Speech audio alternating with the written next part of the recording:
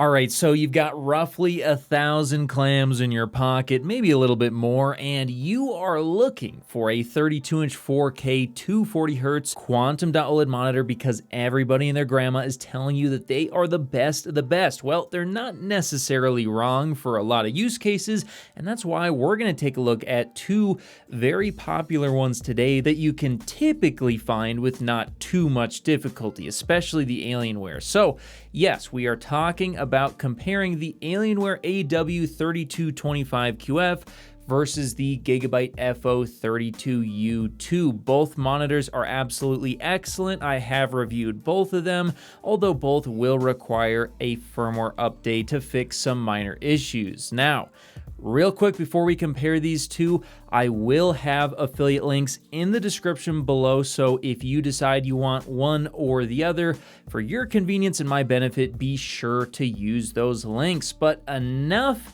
beating around the bush, let's go ahead and compare these two monitors. So yes, they are both 32-inch 4K 240Hz quantum.OLED monitors.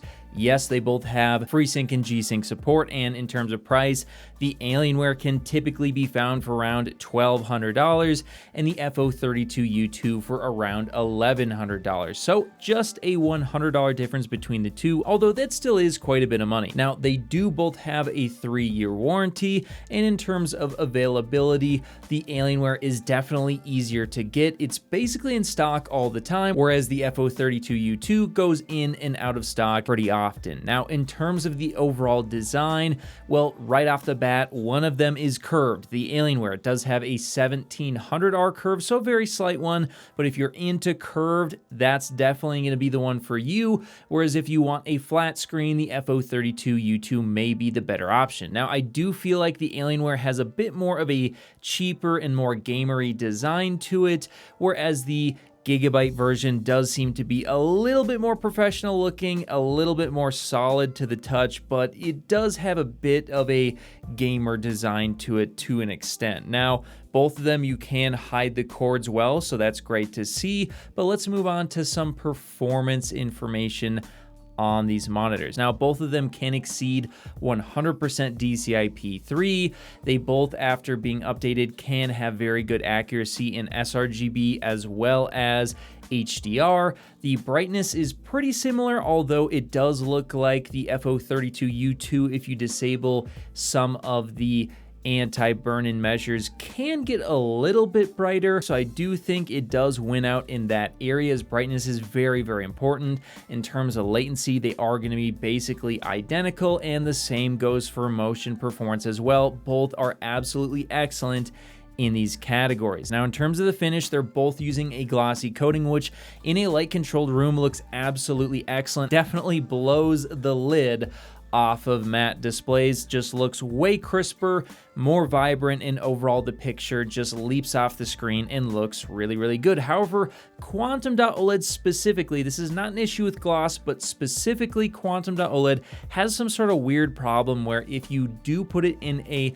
non-light controlled room, it will light up either a grayish color or magenta, depending on the temperature and placement of your lights. So that can be a bit of an issue if you don't want to control your lighting. Now, in terms of the features, neither of them have DisplayPort 2.1, although they do have HDMI 2.1.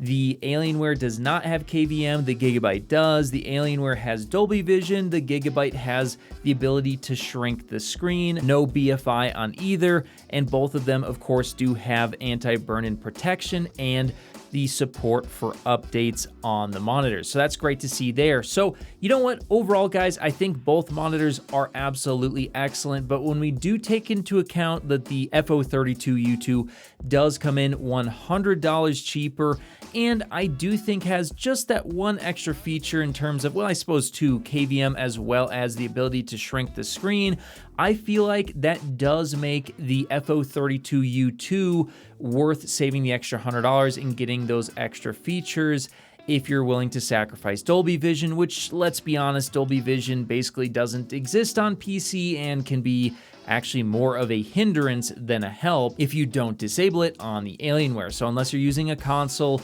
that probably isn't going to be a feature you need. So overall, I do feel like the FO32U2 is the better value, but it's really going to come down to, in the end, I think, do you want a curved screen or a flat screen? Because if you really want a curved screen for the extra immersion that might afford you, well, then the extra $100 could definitely be worth it to you. But if you're in the market for a flat screen, you'll definitely want the FO32U2. But either way, they're both excellent, and you can't go wrong with, well, one or the other. And once again, affiliate links in the description if you've come to the decision after watching this video on which one of these monitors you want to buy. And if not, I will have in the description below a full review to both displays. Whether you're looking to connect a new console, gaming PC, or just need a fast and reliable HDMI cable to connect over long distances, Rupro has you covered with their certified 8K HDMI 2.1 fiber optic cable, available in sizes of up to 50 feet and can deliver a perfect full 48 gigabits per second connection over distances other cables could only dream of reaching. And with 48 gigabits per second of bandwidth, it can easily drive 8K 60 FPS or 4K 144 FPS 10-bit HDR video through its ultra-thin, flexible, and durable housing, and it even supports ER. So if you're in the market for a cable that can drive a beautiful new TV or monitor, be sure to check out Rupro